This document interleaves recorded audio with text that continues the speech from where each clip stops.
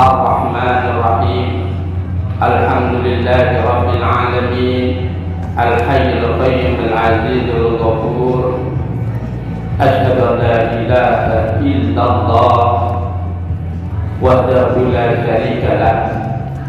Wa asyhadu anna sayyidana Muhammadan abduhu wa rasuluhu.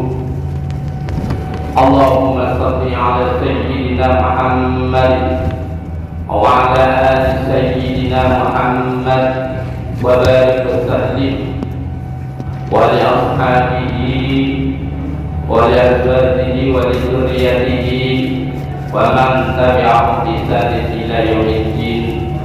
Amma ba'd. Hadirin yang dirahmati Allah Subhanahu wa taala, ittaqullah. Usikum min nafsi bitaqwallah la'allakum turhamun. Marilah kita tingkatkan keimanan kita, ketakwaan kita, ibadat kita kepada Allah Subhanahu wa taala, melaksanakan perintah Allah, meninggalkan larangan-larangan Allah Subhanahu wa taala.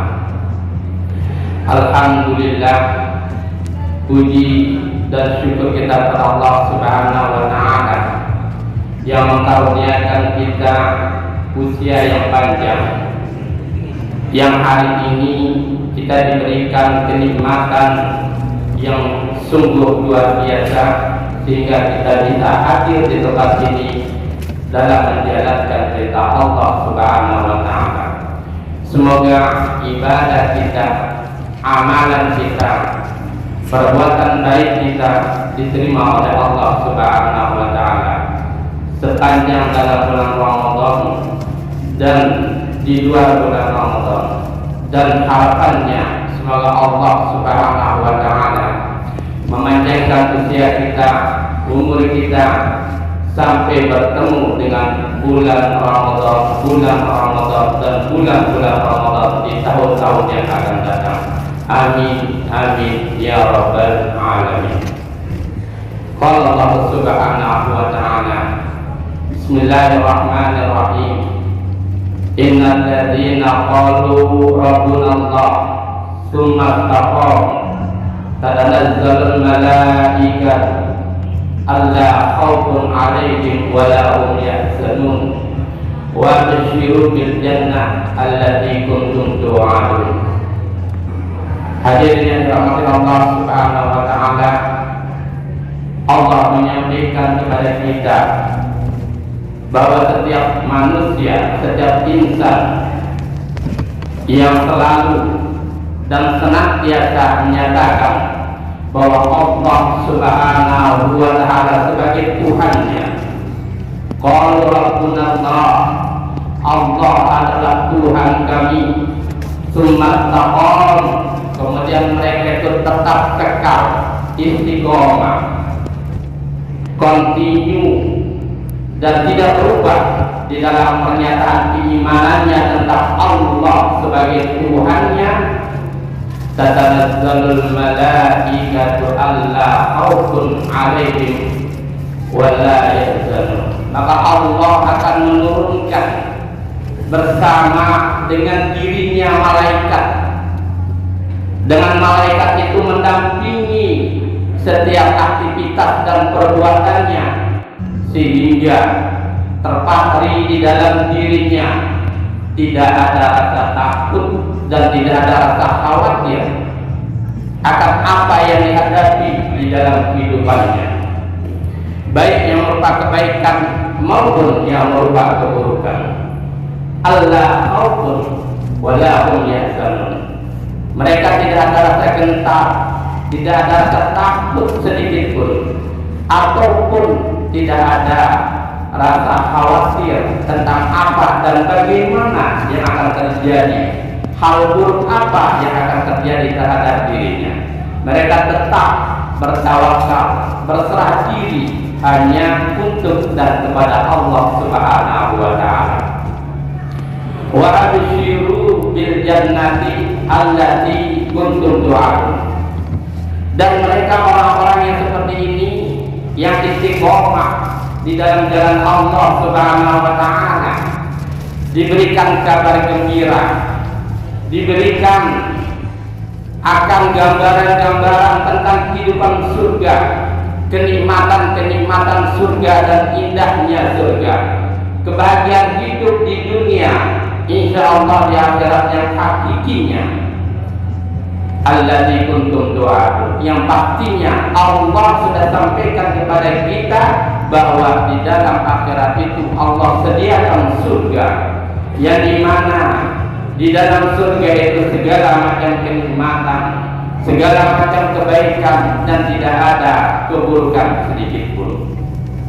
Hadirin yang dirahmati Allah Subhanahu wa taala, selama 1 bulan penuh kita melaksanakan ibadah puasa. Selama 1 bulan penuh kita digembleng, kita dididik keimanan kita dididik ketakwaan kita langsung oleh Allah Subhanahu wa taala dengan menjalankan ibadah puasa. Dan sungguh beruntung mereka yang menjalankan ibadah puasa dengan benar, dengan tepat, dengan sesuai dengan aturannya, sehingga mereka, kita semua insya Allah ikut minanna, sebagai hamba Allah yang dipastikan terbebas dari siksa api neraka, dimerdekakan dari akan mendapatkan siksa di dalam api neraka. Hadirin yang dirahmati Allah Subhanahu wa taala, implementasinya di dalam pelaksanaan ibadah puasa itu, di dalam pendidikan keimanan dan ketakwaan yang Allah berikan, Allah tuntun kepada kita sebagai seorang mukmin, sebagai seorang Islam, tentunya ada hikmah, ada manfaat yang sangat besar di dalamnya. Maka di dalam manfaat yang sangat besar itu kita dapat mengambil manfaat yang sangat luar biasa itu untuk bekal kehidupan kita, di mana di dalam kehidupan kita ini berhubungan dengan hablum minallah, kita berhubungan dengan Allah Subhanahu wa taala. Ketika dalam berpuasa, Allah mendidik kita bagaimana caranya membuat hubungan yang baik dengan Allah Subhanahu wa taala, sehingga di dalam melaksanakan puasa tersebut kita mendapatkan kebaikan dan kebaikan dan kebaikan, kita mendapatkan kebenaran dan kebenaran dan kebenaran, kita dijauhkan dari keburukan dan keburukan. Hadirin yang dirahmati Allah Subhanahu wa taala, ketika dalam sedang berpuasa, ketika kita di dalam melaksanakan ibadah puasa itu, Allah mengajarkan kita bagaimana meninggalkan hal-hal yang akan membatalkan ibadah kita. Allah mengajarkan kita bagaimana meningkatkan ibadah puasa kita.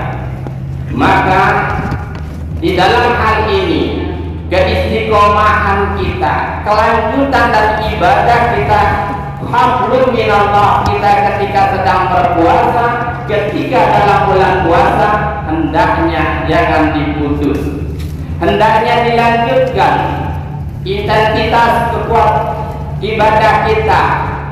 Konsekuensi ibadah kita itu jangan putus hanya di ketika dalam bulan Ramadan saja sehingga terputus di bulan-bulan yang lain.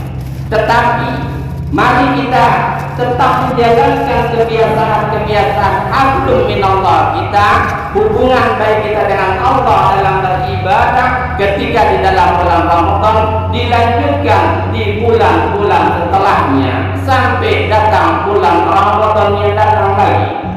Kita bisa meningkatkan keimanan kita, kita pertahankan keimanan kita, ketakwaan kita dengan tidak mengurangi ibadah kita ketika di dalam bulan Ramadan.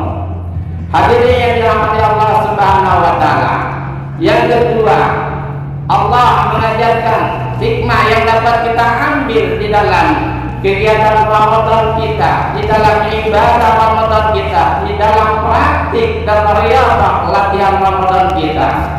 Hablum minan nas, Bagaimana kita menjaga, membuat hubungan baik di antara manusia.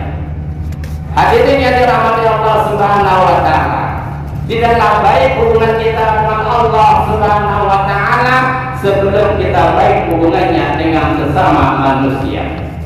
Maka koneksinya, hubungannya adalah kita baik ibadahnya dengan Allah, tapi kita baik hubungan sosial kita di antara sesama manusia.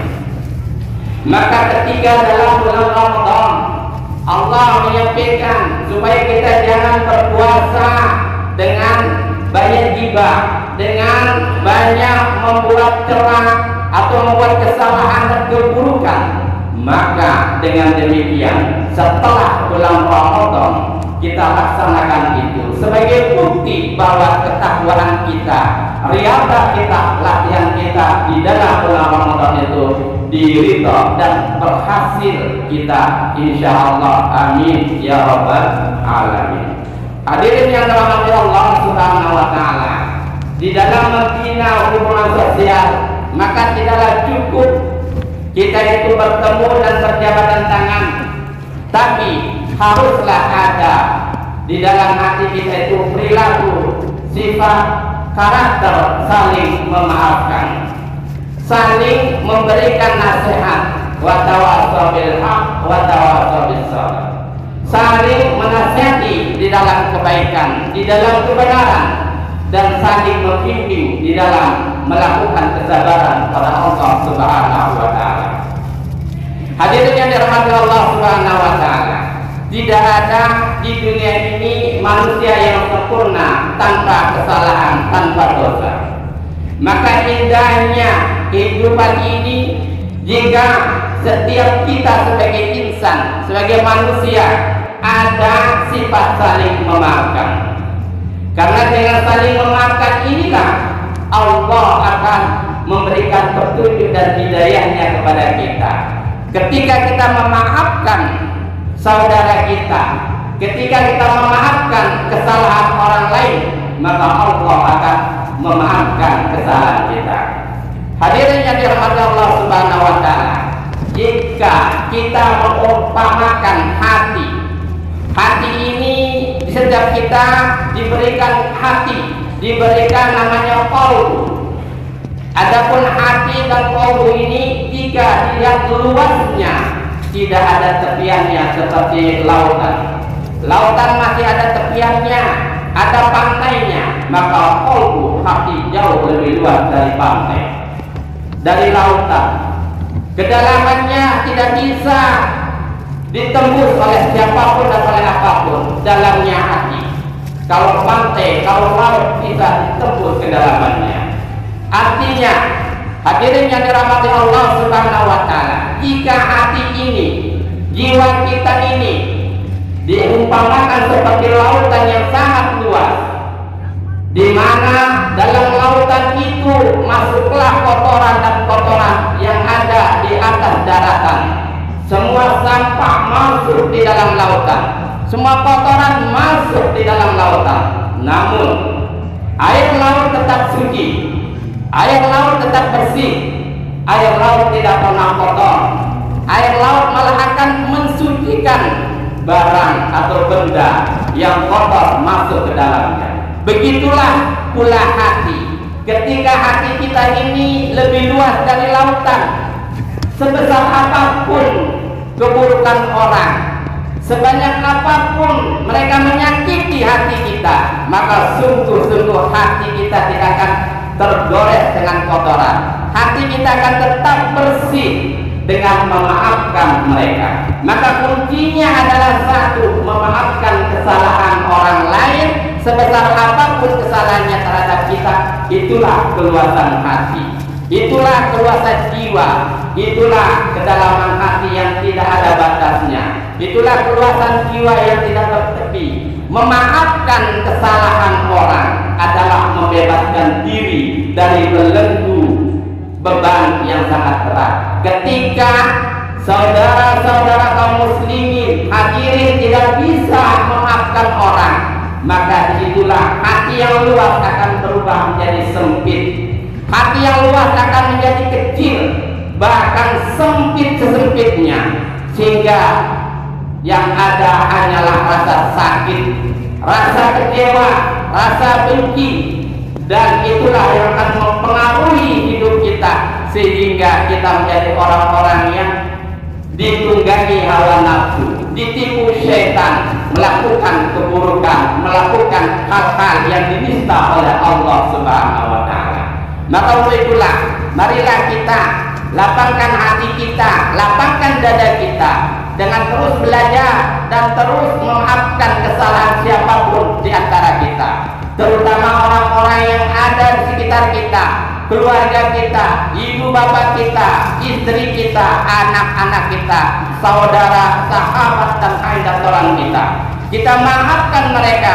Dengan memaafkan mereka berarti kita mengeluarkan racun yang ada di dalam diri dan di dalam tubuh kita. Berarti kita